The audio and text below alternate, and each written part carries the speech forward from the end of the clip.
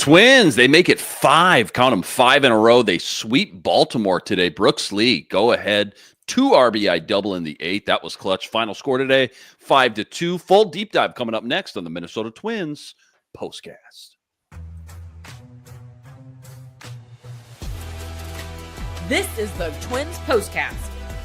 Your instant game reaction for the Minnesota Twins. Part of the Locked On Podcast Network. Your team every day.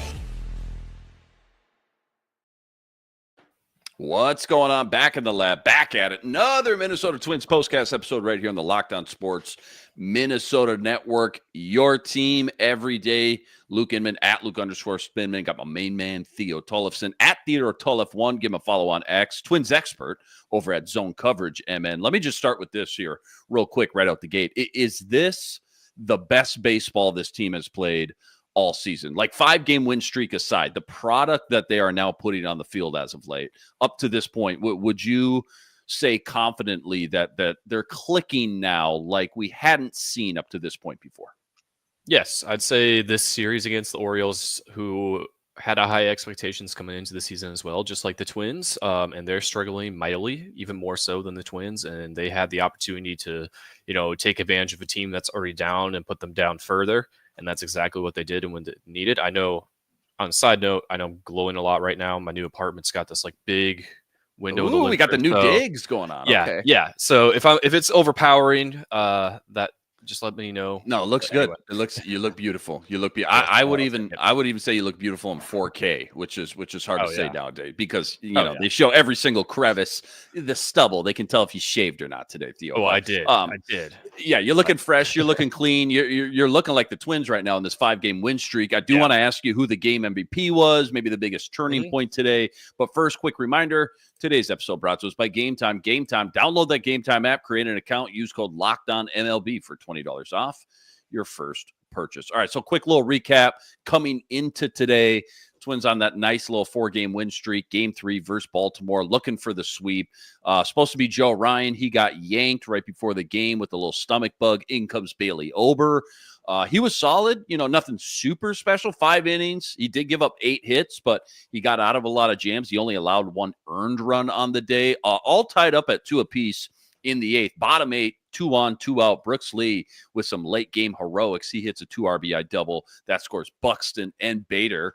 And then Ty France hits Brooks Lee, and all of a sudden it's 5-2 in the 9th. Duran comes in, ring him up, sit him down. So 5-2, that's your final. They win 5 in a row. They sweep Baltimore, their first sweep of the season. 18-20 now on the year, just 2 games below 500 now. What was your kind of broad, big picture, biggest takeaways, your 8 topics, or, what stuck out the most from today's game? I think it's this pitching staff, holding things down because there were a lot of opportunities for our Orioles earlier in the game for them with runners in scoring position to take advantage and, put up a bigger lead than they had, but they were kept to 2 runs, and it really made a difference for things down the line. So the Twins could make a good comeback there in the 8th. Well, tied in the 7th with the solo home run from Larnach, and then come back, get that big double from Brooks Lee, and then an insurance run from Ty France in the next at-bat to really make sure this thing was close to, if not out of reach for the Orioles, and that's where it really turned around. Yeah, 100%. Let's get into our biggest turning point of the game. Time to reveal where the game was won or lost. It's the turning point. So you might just reiterate what we kind of just went over already, but let's make it official. Again, tie game, bottom 8th. Brooks Lee hits that go-ahead 2 RBI double. Finally, just some late game heroics here heating up with this team. They just were non-existent. They just disappeared those final 3-4 innings the first month of the season, or at least that's how it felt when you sit down and watch these games night in, night out. But you tell us, Theo, biggest turning point in this one, when was it and why? Yeah, it was that Brooks Lee double, and the start of the inning, Bader getting on base, stealing the base, and having 2 of your best base runners on first and second with Buxton as well, and just lining that right where they weren't in the outfield and getting it far enough out of reach from Cedric Mullins, who had a lot of good catches earlier in the series, especially on Tuesday night. So that's really where things turned around, and I know Lee hasn't had as many opportunities at the plate this season to do damage like that, so it was good for him to have a moment as well, just to put the team in the lead and make sure this thing was getting out of reach. And then again, next at bat, Ty France is up. He's been doing this all season. He comes in clutch once again, gets another RBI on the board. It's 5-2, and Joan Duran is looking. Listen, he might not be throwing over 102 miles per hour anymore, and that's okay because that splinker is devastating to go up against, and that's working real well for him, and it's not working well for hitters to try to hit that or his curveball. So he's still just as dominant as ever, just not throwing as fast, and I think we just got to take appreciation as that because it's really rare for a guy to get up to 103, 104. So the fact that he did it is impressive enough. Right. So we can't get greedy with him throwing it too fast when he's got other weapons in his arsenal. This is the Locked On Player of the Game. Feel like maybe you could go a couple different options, but you tell us today's MVP 5-2 victory, first sweep of the season, 5-game win streak. Today's MVP, who was it and why, Theo? I'm copping out a little bit, and I'm going to say it was all the relievers this game. Because, I think that's fair, man. I mean, yeah. Score completely scoreless for them. It was super impressive to see Justin Topa just throw 7 pitches to get out of the 7th inning, just quick and easy, and making it easy setup for Jax and Duran, and they kept it that way. And it's good to see Jax get back into form after his really bad outings in April. He had an easy, for lack of a better term, it was a layup matchups between the White Sox and Angels for those first 3 ones since then. But like everything since those matchups to really get things back on track, I mean, it's been looking a lot better for him. And this is just another showcase of that because it could have gone the other way in a 2-2 game where Orioles could have taken advantage of it, but they didn't. And it really worked well for the Twins. Well said there. Good breakdown. Plenty more deep dive, nerdy stat of the day coming up. That's all coming up right after this. Quick reminder, today's episode brought to us by FanDuel. FanDuel, America's #1 sportsbook, an official sportsbook partner of the MLB. Right now, FanDuel is giving you a chance at a huge return, $250 in bonus bets guaranteed when you win your first $5 wager. And why I love FanDuel, when you get the hunch in the middle of the game, you can go check out the latest stats, view live play-by-play, all on the same page where you place your bets. Again, $250 in bonus bets guaranteed when you hit your first $5 bet. Go check it all out over at FanDuel.com. Get in some MLB future action while you're there. Twins still sitting up plus 280 right now to win the AL Central. It's all sitting up over at FanDuel.com. Again, check it all out over at FanDuel.com and get $250 in bonus bets guaranteed when you win your first $5 wager. FanDuel, America's #1 sportsbook, an official sportsbook partner of the MLB. All right, Theo, nerdy stat of the daytime. Any crazy stat, fun analytic, Twins related now that they're on this 5-game win streak? Yeah, we know the Twins have not been playing well in games where they score 3 runs or fewer. They're 0-17. But to make things a little bit better, the Orioles are worse. They have won games, but they're 2-20 when they score fewer than 3 runs. Wow. And Twins really just cemented that today. So it could be worse. You could have a couple wins on there to make it a little better, but 2-20, I would argue, is worse than 0-17 when it comes to that. So that's a huge advantage, and we're seeing Larnach kind of heat up as this weather gets by. So it's taken him a little more games this season to get to 5 home runs than it did last year, but he also wasn't on the team opening day last year. So, things to keep into consideration. So for sure. And also, too, that's important to note about Baltimore struggling when they do score 3 or less runs, because guess what? After the San Fran series, we play Baltimore again. We got to go to Baltimore in just 3.5 days, starting Monday, Tuesday, Wednesday, another 3-game series there. Royce is back. Willie Castro's back. All of a sudden, even though those guys, small sample, 2 games, 3 games, I think at the most. Yeah. Those guys haven't been like game wreckers by any means. I asked CJ this, but I'm going to ask you as well.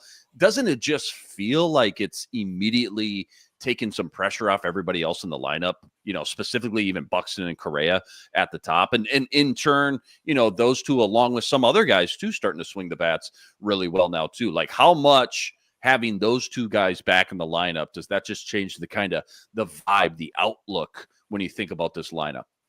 Well, Castro helps out a lot with how they were working around with platoons on the bench with Jonah Bride and Cody Clemens, and it wasn't really, no disrespect to those 2 guys, but you get a lot more versatility in where you could put Castro compared to those 2 guys, because Jonah Bride's pretty much just a third baseman. Clemens, you could put him at second base, first base, and right field, but Castro really just provides a lot more balance in everything. And I know Royce is probably going to be more full-time DH for the time being, just because they don't want to overwork him at third base. I know today was his first game out there, but I would expect him to have 2 games at DH this series up against San Francisco, and then 1 game at third again, because you got a lot of guys, Brooks Lee, Jonah Bride, and Willie Castro, who can all be there in the field if you really just want to make sure his hamstrings are doing well. And I know he was hitless throughout this entire series, and we have all come to expect him to just hit it hard off the bat and just dominate as soon as he's off the IL. But as we learned at the end of last year, he is human. So again, he is human. It's only the first series. Let's not overwork ourselves with him being hitless in his first 3 games back off the IL, when he kind of missed out on a lot of rehab games because of the Saints getting rained out so many times. I think 4 times they got rained out last week, and it was all doubleheader games. So hopefully better. Yeah, and just to your point too, like with Willie Castro just offering more versatility. I mean, from a coach's lens, like Rocco, it just helps everybody else go to their more natural position, whether that's in the lineup or out in the field playing defense as well, doesn't it? Yes, absolutely. Yeah, 100%. Bailey Ober, 5 innings, 8 hits, only 1 earned run though. That's most important. 1 walk, 6 K. Wasn't supposed to start today. A little spot start. Joe Ryan got a little stomach bug, but once again, I feel like, and you called it out, I feel like the real MVP today was that bullpen, man. Like how this pitching staff as a whole, top to bottom, coming together now that we're almost 6 weeks into the year, because top to bottom, between the starters and the bullpen, just as a whole, it really feels like things are starting to heat up, and they're all playing some good baseball right now, cohesively, together. Yeah, absolutely. And I know, you don't know what to expect with Ober having 1 less day of rest, and he did pretty well given the circumstance of just being thrown in. And this bullpen, they're finally all clicking together, and hopefully everything's clicking together at the right time, because I think we're going to preview this next series now, and the Giants have been a much better team than the Orioles that they just faced, and even the Red Sox, who they just faced, and took a series from a crucial series to take on the road too, because the Red Sox are probably going to be one of the teams in the AL East causing the rest of the American League trouble as the season goes on, compared to how the Orioles have been playing out. One more quick segment, going to preview the San Fran series on deck tomorrow. That's all coming up right after this.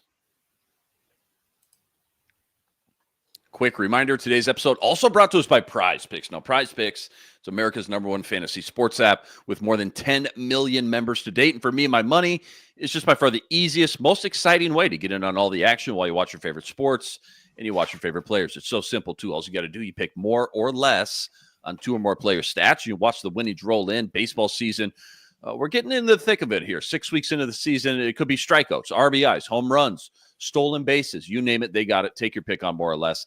Add them to your Prize Picks entry today. Plus, they now offer Apple Pay, quick and easy deposits into your account all season long. Download the Prize Picks app today. Use code LOCKEDONMLB for $50 instantly with any $5 wager.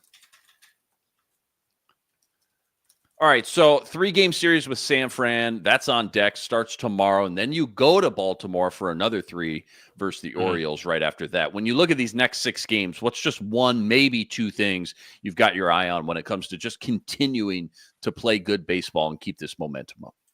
Yeah, I mean, this Giants team is coming in hot. They took a really big series against the Cubs. Dude, that NL West is wild, dude. They're 24-14, and they're in 3rd place. It's insane. I mean, imagine meeting the Diamondbacks, like 1 game over 500, and you're in 4th. And looking up at those 3 teams. Brutal. Yeah, no. Those 4 teams, pretty much all of them except the Rockies, who are going to be this year's Chicago White Sox, because they are only 6-29. Jesus, that's... Oof. Yeah, they might actually make things look better for the 2024 Chicago White Sox. Yeah, no kidding. No kidding.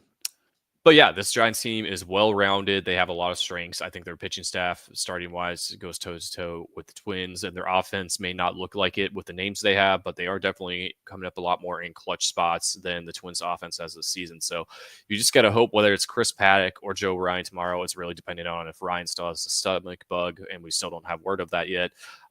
Ryan going up against his hometown team, that's going to be a huge thing for him, because I think we do expect to see him, if not tomorrow, then definitely Saturday. And same thing with Paddock. He's been looking pretty strong through getting the team through 5 innings. So and Ryan, I think we could expect him to be, pitching a little bit longer. So we're just hopeful that, something lines up well. You take 2 out of 3, because it's going to be a much harder team to try to get a sweep in, and realistically they won't. And I think it's just funny timing that, as we have the bigger game tonight with the Wolves and Golden State. Yeah. San Francisco Giants fly in on the off day today. So Funny. Now both the baseball teams can enjoy their That's funny. city's basketball teams tonight. So Yeah. we'll see who shows up on the big screen for either team tonight. Yeah, well said there. Twins make it 5 in a row. They get the sweep over Baltimore, first sweep of the season. Final score today, 5-2. 18-20 now on the year, creeping slowly but surely back up to 500. A huge shout out to all you guys, all the everydayers out there that always make us your first listen. All you guys coming in the chat with us from game to game. Make sure you like and subscribe, and go check out all Theo's work, by the way, on X at Theodore Tollef1, plus all the work he's always ripping up over at ZoneCoverageMN.com as well. Luke Inman on X at Luke_Spinman. Again, San Fran series starts tomorrow, 7:10 first pitch, streaming on Apple TV, by the way. Check that out. But we'll catch you right here, same time, same place. Until then, signing out.